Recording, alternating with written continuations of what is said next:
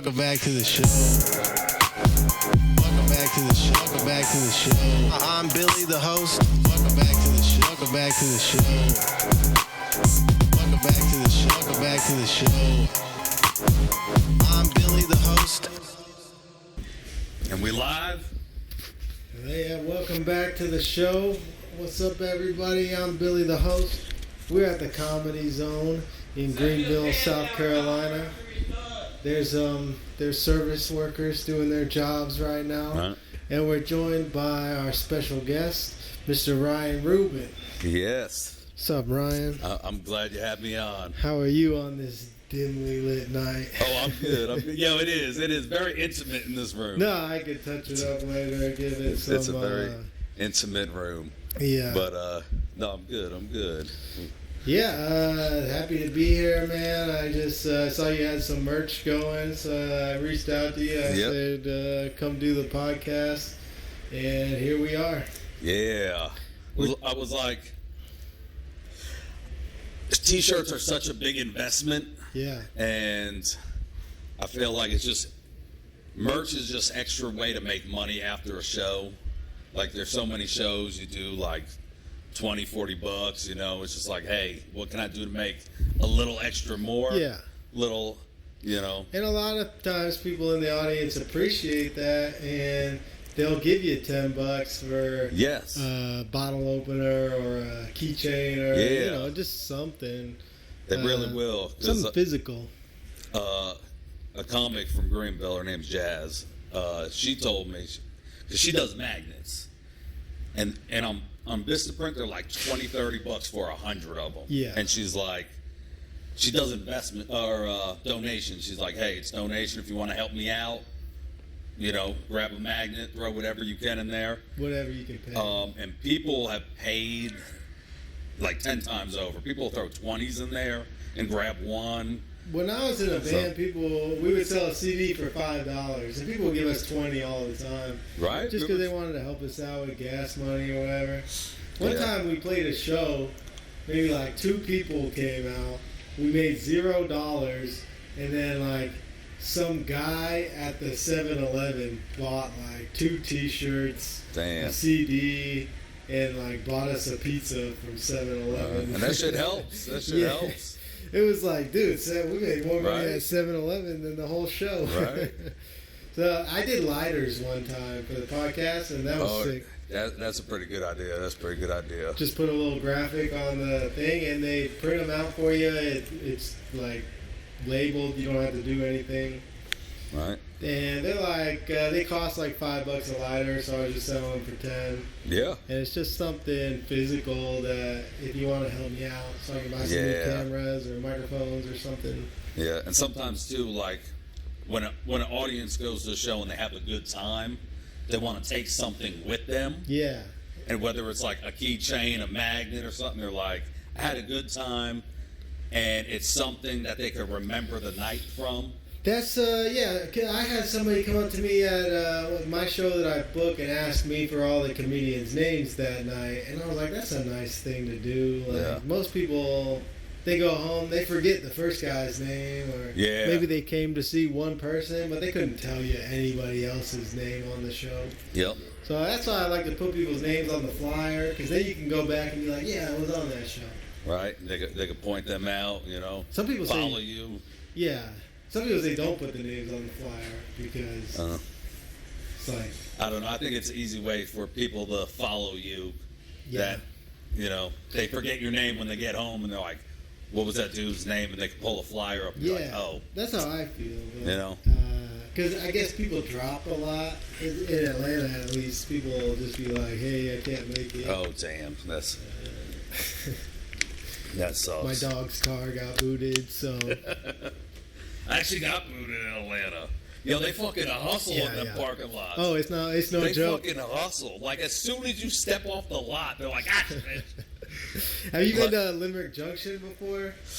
They do a comedy show there.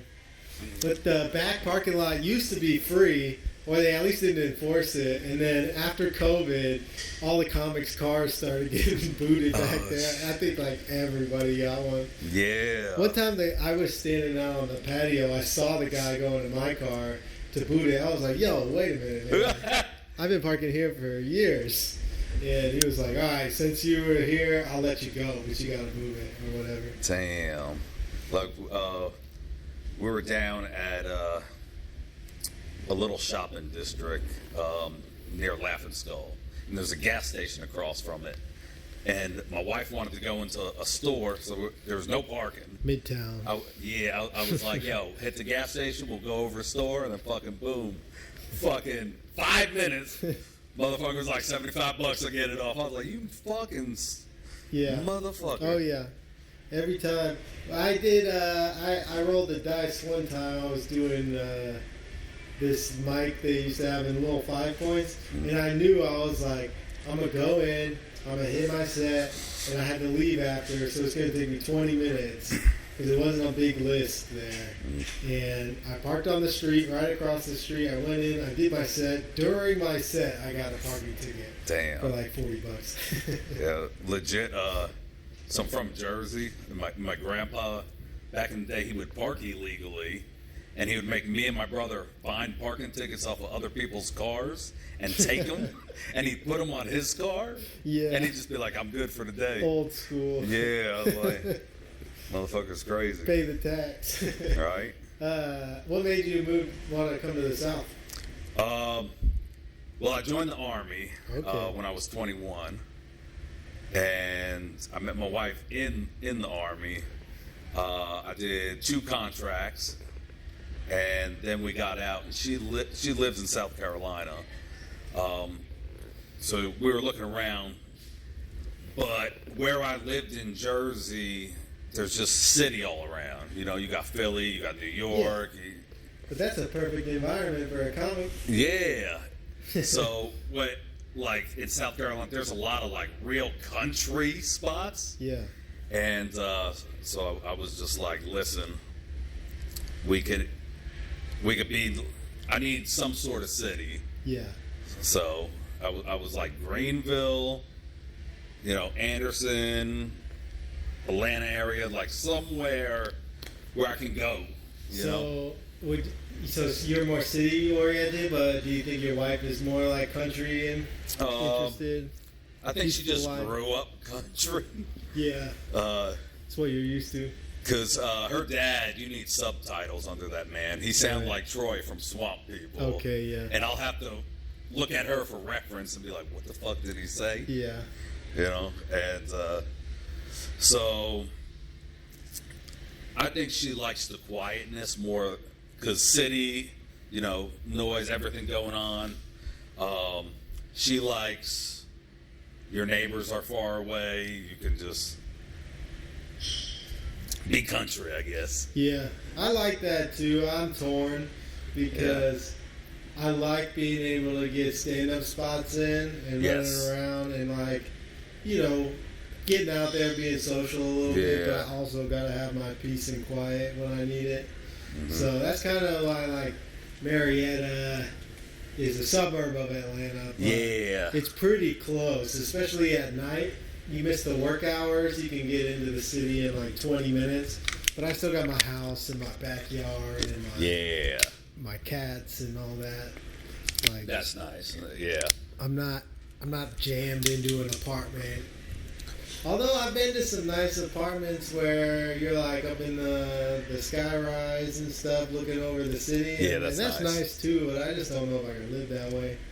Yeah, especially if you got a dog and you got to take them out all the time. Yeah, I don't think people who live in the city should have dogs. No. That's not a dog environment. No, My dad used to let my dog just run free in the neighborhood. No leash. She would get into fights. Damn. Yeah, that's my wife's family's dogs. They're just all outside dogs. They're corn fed. Yeah, they're just literally fed Those biscuits. Are some real dogs. whatever they don't eat at breakfast, they're like, here you guys go. Yeah, my dog was eating better than me, man. Yeah. My dad would get up and make himself breakfast, which meant he was making the dog breakfast too. So I'm waking up eating a Pop-Tart. The dog's already had eggs and bacon and toast. Laying on his back. Yeah. Have a good old time. Did you see the crazy plane lady? Yeah, the one who was seeing people. Yeah, did you see? She said TMZ tracked her down or whatever, and they asked her like what she saw, and she wouldn't say. I did see that literally before we started the podcast. I was just scrolling real quick. Yeah. I saw it, but I didn't click it. Well, it was like, I think she's doing it for attention now, man. Oh yeah. Because she was like, "Oh, I can't talk about that." It's like that's what everybody wants to know, and you know. Yeah. What were you talking about? Like I feel like if I got made into a meme that went viral, I'd be like, how do I capitalize on this shit? Yeah. And I think she's doing that too. Yeah. She made another video, and she didn't explain anything in that video either. She was just like, she's just baiting people. yeah, she was like, I'm sorry that I used profanity on the flight, and I hope I can use this opportunity to do something good in the world or something stupid like that. God. And everybody is like, bro, we just want to know what happened on the plane. I think she's got some QAnon tendencies or something. Yeah, something going on. Because it said she was from Texas. All the pieces add up. Yeah, for real. Yo, in Marietta, I went to a diner. The Marietta The diner? Marietta, that's what it is. That's what it is. I'm changing subjects, but that's when I was going to the Strand. Yeah.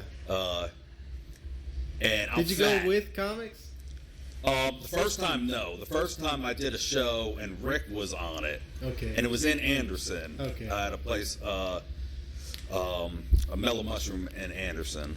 And so we did a show together, and I just moved to South Carolina. Okay. So we were on a show together, and he just told me about the Strand, and he was like, it was just told me, you know, if I wanted to come down and do a feature spot. Yeah. And in Jersey, you get a lot of those like, oh yeah, I'll hit you up, man. Oh yeah. You know what I'm saying? Yeah. So, and that's happened to me before though. Oh yeah. But the next day, Rick hit me up, was like, yo, you good for this date? I was like, he a solid dude right there. Yeah. Fucking. Dude, I love that dude so much. Oh yeah.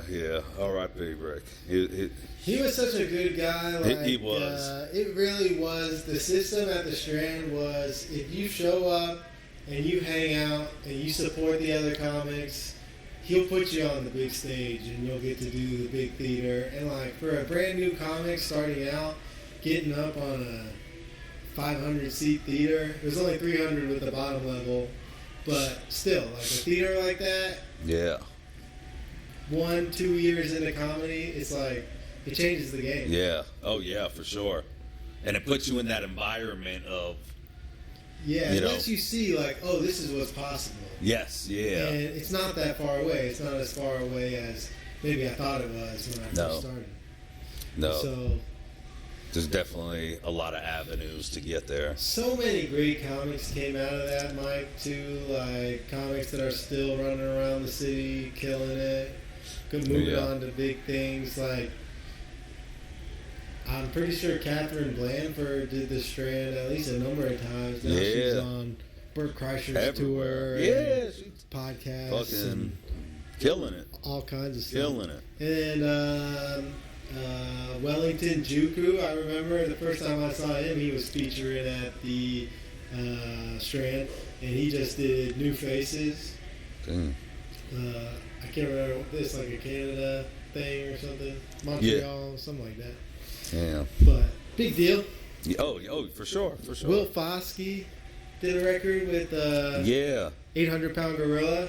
He used to come sign up for the Strand just like everybody else, you know. Hell yeah. So that was like rite of passage right there. Yeah, right. And luckily I have a podcast episode with Rick on my old channel where he gives like the whole backstory about how the Strand mic came to be. Yeah, that's awesome. Because it was his friend David Roper that first started it. Yeah, HT. Yeah. Well, HT was there, but Roper was the drummer for HT a lot. And they were all friends. They would hang out on the square and stuff. And Eric Carlisle, he would keep time back there. And they weren't even comics back then. They were just like, this would be cool if we did this. Damn. And it turned into something. We still kind of keep it going with McCracken's. That's Yeah. like it's right across the street at the Irish that's bar. cool. Yeah. And they do that every Monday, Mellow Blacks those. And so the spirit is still alive. Yes, yes. We're still hanging on the Hell street. yeah, that's right. Smoking cigarettes and talking our shit. That's what's up. Yeah. Yeah, you gotta keep it. Yeah, It's just a good culture. Like, it is. it's just good comics, working on the craft,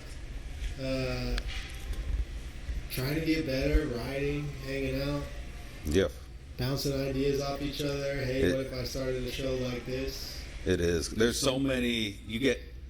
Everyone thinks differently. Everyone has a creative. So like, when I hit like a block with a joke that I'm going with, and I can bounce it off other people, and you just make something beautiful, you know? My friend Trent, who helps me with the podcast, he just gave me a tag the other night at McCracken's. I did a joke, and he was like, when you said this, I thought you were going to say this afterward, and that would be funny. And then I tried it the next week, and it hit, and I was like, boom. Right? Like that joke. Just found that fucking recipe. Yeah, that little piece I was missing. Right? Just from hanging out at the mic. And some people don't understand that. They're like, oh, why are you going to an open mic when you do paid shows or feature shows or whatever? It's like, 'cause that's where I the can work. real comes out. Yep, where you can play with stuff and work stuff out and create new things and Try something that you've never tried before that may not even be funny. It's just like some stupid idea you had laying in bed at 2 o'clock or something. Yep. It's one of the only things that you practice in front of a live audience. Yeah. You know? Oh, yeah. I always say that too. You see so many people where they're like, oh, I really want to do comedy. I'm really thinking about trying it, but I want to have all my stuff together before I go up for the first time. It's like, don't even bother. Yeah. Just go up. Yep. Because you're not going to get better sitting at home rewriting this joke or changing the order so it all flows together. It's not going to help you. The only thing that's going to help you is getting on that stage and just taking it. Yeah, exactly. Take the blows. Yeah, because you work it out in front of people. Yeah. You know? So what, you know?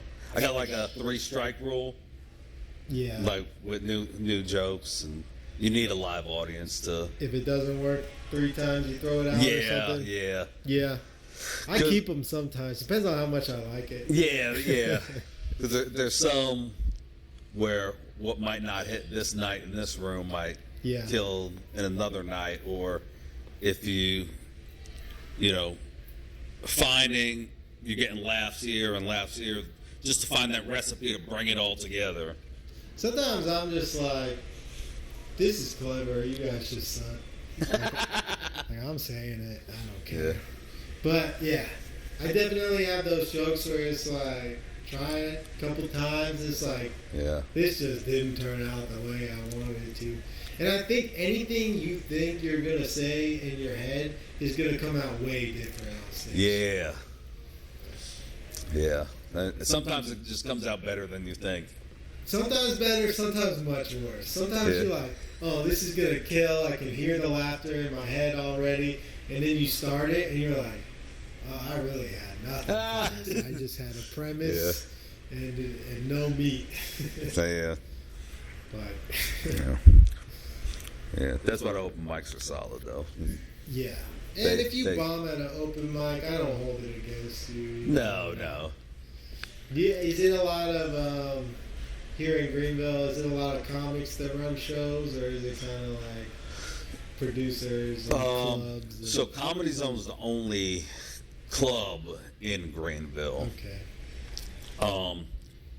Is it a good club? I know we're here right now. So yes. They're pretty cool for letting us do this in the green room. Absolutely. So this is the only Chappelle club. Been in this green room? Do they what? Has Dave Chappelle been in this green room? No. So like Comedy Zone Greenville doesn't get like the Dave Chappelle, Bert Kreischer. It's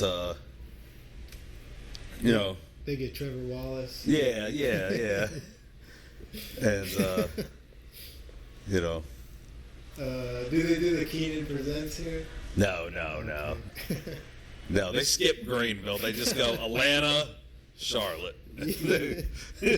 There's a Comedy Zone in Charlotte, though. There is. Okay. And Greenville sits like in between both Atlanta and Charlotte. Yeah, if you're on a bus, I guess you would maybe make it. But if you're taking flights, then you don't want to be going from Charlotte to Greenville. Yeah, no. $200 flight for 150 miles. Yeah, for real. You know, so no, they don't do that here. But there is mics every single day here, ran by comics, and then shows. There's not a lot of shows. Yeah.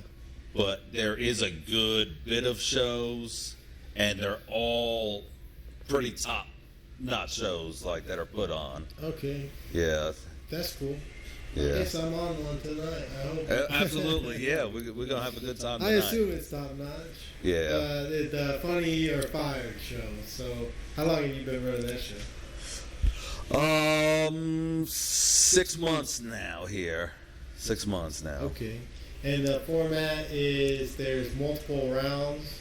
Yes. So I just want to say we might run out of time here. I don't know, the camera memory card's being weird, but we'll have audio for the end if we do, at least. Yes. There's 6 rounds. There's 5 rounds. Oh, 5 rounds. First round is a handicap round where each comic does a 2-minute set, but they got to pull a handicap out of a bucket that can consist of all kinds of different stuff. Headphones on, music playing. Yeah. I hope I don't get ALS. Dodgeball, where like the audience has foam balls that they get to throw during your set. Just shit like that. And then the second round's a roast round. Third round's a Cards Against Humanity round. You should give the bartender like a taser for one of them. Well, the bartender is Ken, that dude that was down here. I bet he would destroy somebody. He's from Philly, so yeah, he'd probably be like, I'm down to taste. Pent up aggression on one of these comics. He's got like 4 kids, so I know he's stressed. He never Venmo'd me for those cigarettes. And the fourth round is an embarrassing story round. And then the fifth round, the final 3 comics do a regular 5-minute set, and winner wins money. Okay. Yeah, and then the audience get to fire all the unfunny people in between. The gong show. Yeah. Yeah. I hope I don't make it to round 4, though. I got some bad stories. Yeah. I used to drink a lot.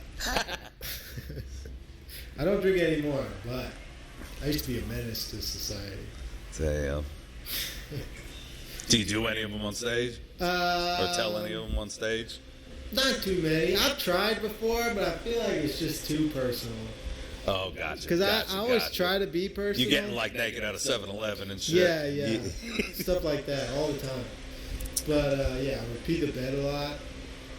Because I used to drink a lot of beer. Like, I could drink like a whole 30-pack by myself. Then I would black out and piss the bed. Oh, yeah. And that's like one of my... I had a boy who would pee every time he like got drunk. That's like a good night. If that's the worst thing that happened to me when I pissed myself, that's like, all right, we did it.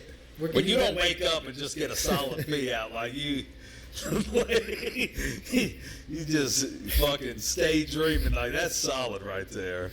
One of my friends got so drunk that he just stood up in the middle of the night, and he was like a bad sleeper. He had sleep apnea and stuff too, and he just stood up and started pissing on one of my other friends' heads that was sleeping on the floor because he didn't see him there. Fuck. I don't know who woke up and told him, or if he just woke up to getting pissed on or whatever. Damn, woke up like a girl at R. Kelly's house. You know what I'm saying? But yeah, with the chains and everything. Yeah. I had a boy. We were watching the UFC fights, and he got trashed, and he peed himself. We just let him sleep. Yeah. And he woke up the next day, but his shit was dry, and he was sitting in a wooden kitchen chair so it didn't it just absorbed and dried. Yeah. And he woke up and didn't believe that we told him that he pissed himself, so he just rocked those same shorts all fucking day. He was like, I didn't pee myself, man. Oh, man, denial. Yeah, and he's just like, I'm going to wear them the whole fucking day. Many times I was in denial where they'd be like, dude, you did this and this last night. And I was like, no, I didn't. Damn. It's like, we were there, man. There were times, so many times this moment of clarity of oh, I did piss on. What time I you got to accept responsibility. What time I pissed in my friend's litter box because I thought it'd be funny. That'd be a solid place to be if you were gonna. She was mad, dude, because Damn. Because it overflowed all the sand. You had that beer piss that you're like stepping in and you've been holding it and you're like, all right, I gotta go. But I quit drinking right before all the breweries popped up and everything. And, I've never. So you missed the. I completely missed the brewery era and the White Claw era. I've never had a White Claw. I don't know what it tastes like. I can say I probably don't either. I don't think I've ever had a seltzer or alcoholic drink. Do you drink? Rarely now. I used to a lot. And then when I got out of the military and was able to smoke again, it was just like night and day, just switched, and I was just like, I'm good. I'm gonna just smoke. Well, it's nicer to smoke. You don't ever get thrown off the plane or choked out by somebody for your own good. It never happens when you're smoking. Nope. You just good. Did you do comedy when you lived in New Jersey? Or? I did. I started in 2009 doing the open mic at the Stress Factory in East Brunswick, New Jersey. And in the beginning, I had a lot of friends just come and, I thought I was good. Yeah. And then I don't live far from New York, so I started going to New York, and I got booked on my first show in New York. And New York let me know I wasn't good. Okay. They let me know. Ain't nothing worse than a train ride with all your friends back to Jersey, and they're just like, oh, it's all right, man. It's all right. Yeah. But I recently went to New York, and I was kind of intimidated by everything you hear about New York being the place where all the best comics are. Yeah. And that's true to an extent, but I went to it shocked you a little bit when open you were mics and showcases, and I was like, okay, I could be there, I could. It's not as far away as I thought. No, not at all. Especially since I've been doing it a while now, I kind of have some good jokes that I feel like are completed, at least. I think when you first start, you get a couple laughs and you think, okay, I'm pretty good at this. And it's then you see some really good comics. It's they got 3 to 5 minute jokes that have laughs every 30 seconds. Yeah. It's okay. And then it's a big real applause at the end because they tied it up with a ribbon real nice. It's okay, I'm not there yet. Yeah. It's actually not hard to get booked there too, because I just did a show in Brooklyn in July. Yeah. And I was just messaging people and hey, I'm a comic. I'm coming up to Jersey these dates. Here's a video. They want to get some new faces in there too, I'm sure. Yeah. They got the same old people. There's some clubs in New York though where it's just I've had multiple people, shake hands with the promoter for me and be like, yo, this is my boy, put him on or whatever, and they're just like, nah. Damn. It's he's in town only tonight from Atlanta or whatever, and they're just maybe next time. Damn. Yeah. Like a real cutthroat area too. Yeah, a couple times. Yeah. But, like I said, it's not as bad as I thought it would be. I was able to get on a couple shows, I was able to meet some people and get a few laughs in New York, and that's enough for me. Absolutely. That's beautiful. I think I could live in New Jersey. I gotta have my house and my yard and my garage and whatnot. Yeah, I love Jersey because it's just trashy good. I don't know. I don't even know what like the north is like the city area. South is like them Jersey Shore beaches. Yeah. And then to the left, like you just have the Philly area where it's just like. I love Philly too. City. Like that's the area that I like right there in Jersey, like kind of like the Philly side of things. Yeah. Like, I don't know if I could do New York. It's just too much concrete. For me. Yeah. It makes me uncomfortable. Whenever I gotta have my car too I like to do the road, hit different cities and find some shows or hit open mics along the way.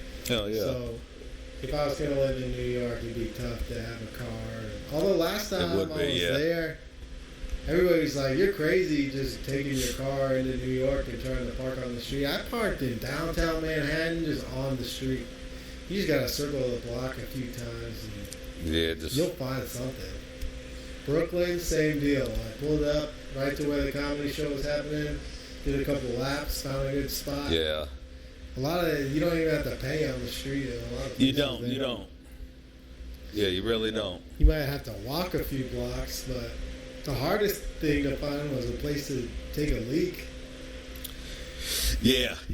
What is it with cities and they don't want you to pee anywhere? They don't. And then like you can literally walk into a convenience store and they're like, "No, you got to buy something." Yeah. I'll buy something, but sometimes even then they're just like, ugh. Somebody wants to use the bathroom. It's like, well, where am I supposed to go? If I pee outside, you're going to arrest me. Yeah. I mean, you wouldn't arrest the dog for peeing outside, right? Mm-hmm. I guess you can't pee outside. It's gross. Yeah. You ever got in trouble for peeing outside? No, I haven't. I have multiple times. People yelling at me. Mostly people whose like businesses you're peeing on will start yelling at me. Oh, yeah, I can see that, yeah. I was peeing one time. It's going to dry up on that brick anyway in like 10 seconds. I guess the problem is if you let somebody into your bathroom, like just any stranger off the street, they're going to do heroin in there and pass out probably. Oh, yeah. There's probably an issue they take in. But not. There's got to be a solution for that, right? Right. Like I don't know. I feel like you physically judge them though. They got that meth face, you know what I'm saying? It's just like I don't know. You know? If they got a backpack on that's so dirty, it looks like they just dug it out of a 6-foot hole. Like don't let that guy use the bathroom. Yeah. Or at least like Jimmy the lock so you can open it. Yeah.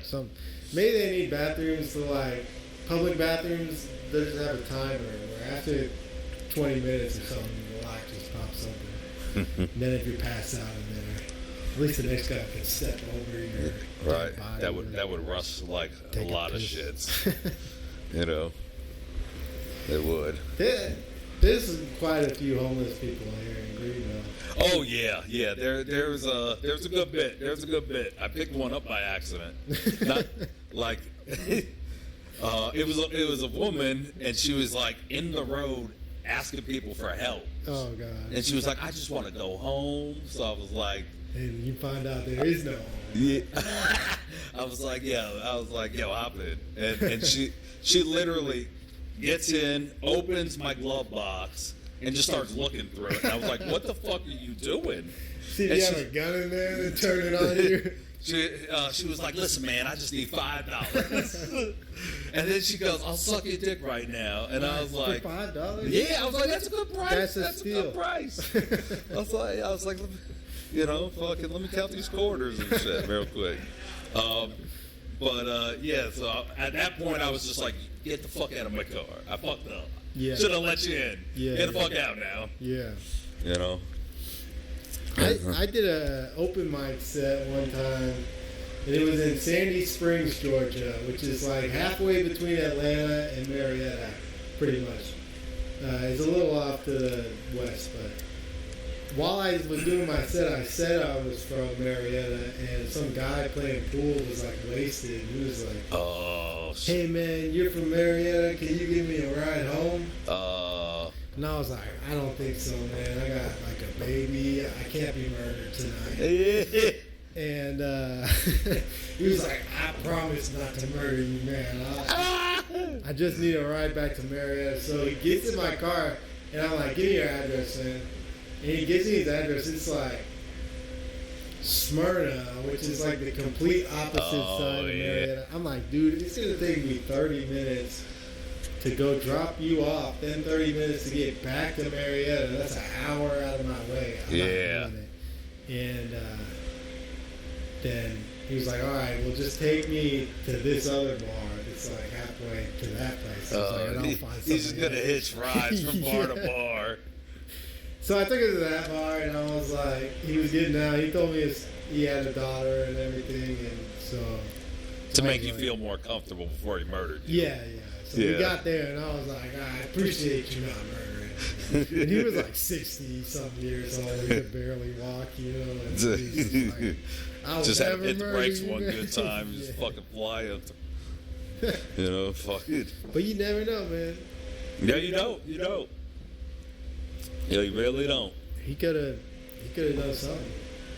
Yep. We're trying to be nice.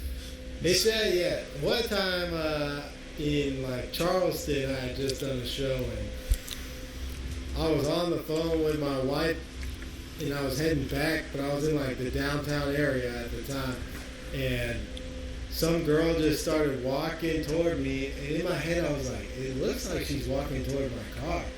And then she just starts grabbing at the handle of my car. Damn. So I was at a red light, and I just floored it through the red light. I was like, oh my God, I gotta get out of here. I took off. Luckily, it didn't cause an accident or something like that, just running a red light. But thinking back, I think she just thought I was an Uber because I got the CRV. But I was like, I feel like I'm about to be like gang initiated. Right? You know? Like the girl gets in my car, and then I get jumped by like 10 gang members. Right? Like Damn. She just jumps in, and then it's a different situation. Cops roll up. They're like, "Gotcha for prostitution." You're like, "She just got in my car."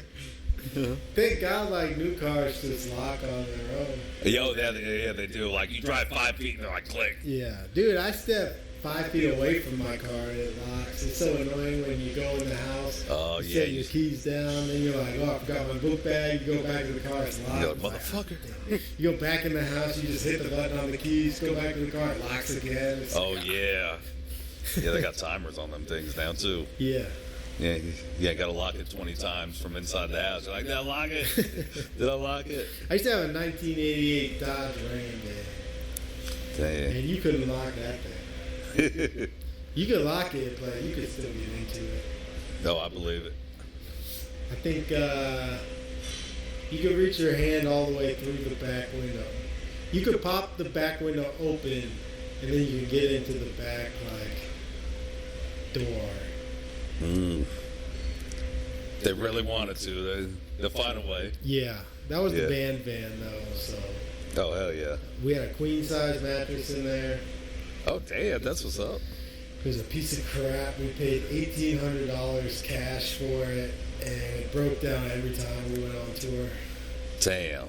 Literally every time. Fuck. Yeah. But made for good stories. Yeah. Made for good stories. You said you also run another show at the Comedy Zone?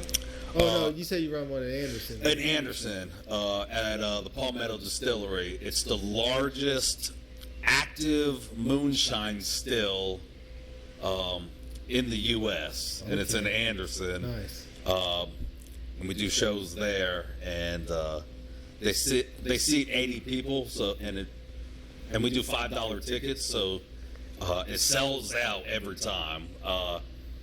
I honestly believe we didn't sell out maybe 4 of those times. Yeah. So it just packs in there. Everyone has a good time. That's nice. Moonshine flowing, and what would you say contributes to it selling out?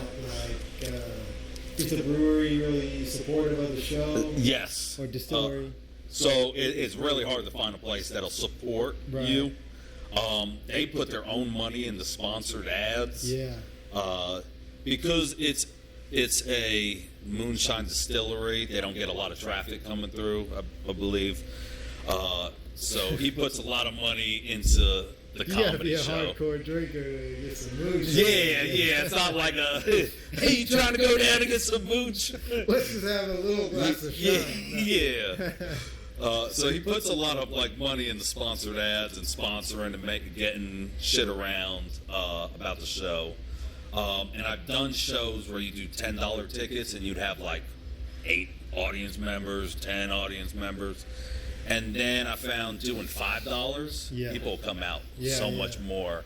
So you're getting 60 people instead of 10 people. Right. You're making more money. Yeah. Even though it's a lower price, you're going to get more people in. I feel the same way because I started my show at the brewery and it was $10 and it sold out every time at $10. And then they asked to raise the ticket price. I was like, that's fine, but you know, like this is a selling point here. Like, yeah, it is. And I think if you make it like $5-10, then they're gonna spend more on drinks anyway, and the brewery or the distillery or the bar makes more money. Yeah, that's what people have a better time and come out next time. I think it makes such a big difference when the venue supports the show. Because how many times have you talked to a venue owner or a bar owner and they're just like, yeah, the comedy thing, whatever. Yeah. It's like, dude, you're setting it up for failure. You don't want more customers? Right? Like, it's bringing people in for you, too. And I feel like those guys are usually just mad. They had some dream and they never went. Right. It didn't work out for them, and so they just so like... I used to be funny. Before I got addicted to cocaine and 22-year-old bartenders. Yeah, so it's always nice when, like, you actually have a place that's like, I'm going to support this. Yeah. And, you know, it makes a huge difference. It builds it for success. The same with hosting a show, right? You see so many, especially open mic hosts, and they go up there and they're like, yeah, all the comics are going to suck, and I don't even know why you're here. You're going to see some really bad comics tonight. It's like, you just set everyone up for failure. Yep. Really even if good. they were going to do halfway decent, you already made the audience think they're going to suck. Yep. And now... You know, when they want to have a good time, like, you know, whatever, Friday night, hey, let's go out to this comedy show. And you're like, yeah, this is going to be a terrible time. It's like, now I want to leave and continue having a good night that I want to have. Yeah, we could go down to the bar and have a good night. Yeah. You're saying this is going to suck. Yeah. Why did I just pay $10 to be here? No. So. Yeah, so it definitely helps. It definitely helps when you got that backing and support. It's the same with comedy clubs, too. Like, you got to invest in your local talent because it's only going to legitimize your business if you're like, oh, Ryan Rubin's the next big star, and he came out of the Comedy Zone Greenville. Then people are going to be like, oh, that club must be super cool, and they got good comics there because this guy came out of there. Or, you know. I absolutely agree that, like, comedy clubs need to, you know, also support their local comics that are coming out and hustling and killing it, you know. Laughing Skull's pretty good at that, you know. Every scene has its issues, but they really, like, they'll let you record a podcast there, or if you have an interesting idea for a show, they'll give you a time slot at, like, 11:30 at night, because they're open till, like, 2 a.m. or something like that, so... Yeah. They really give you the tools that you need to be successful. Yeah. You know, they laid a foundation. You just got to build it. That builds a good scene. The more, I think, like, there's enough food for everybody, right? So the more shows you have going on, the more open mics you have going on, the better your comics are going to be. And the better your comics are, the better your city looks, or your club looks, or your bar looks, or whatever. So, no, absolutely does. It's all about just, like, supporting each other and building each other up. That's why you see scenes like LA and New York, because all those guys, they do stuff together, they collaborate. It's like, you can name so many people from New York or Los Angeles. There's like all the comics, they're all friends with each other, they all do each other's shows and podcasts and movies and all that stuff, and it only legitimizes anybody. Absolutely. That's how I feel. No, I 100% agree with that. You know, couldn't agree more with that. It's about that time, man. Absolutely. We're gonna get this Kick show off Funny or rolling. Fire. Hell yeah, I'm excited. Thanks for having me, man. Absolutely. And Thanks for having me. Yeah, thanks for doing the You know? podcast. This is awesome. This is what I love to do, man. Go around and meet new people, and like a lot of great moments from podcasting. Like, never thought I'd be in Greenville at the Comedy Zone doing a podcast Hell with yeah. you. So I appreciate it, man. Absolutely. You got anything you want to plug? Instagram or? Instagram is I got a new Instagram. You know, my other one got deleted, and so I always get you caught up, man. It's Ryan_Rubin_comedy. You know, and just Ryan Rubin on Facebook. We're All Trash on TikTok. You know. Hell yeah! Thank you, man. Peace, Absolutely. y'all. Pass that to you. Sweet.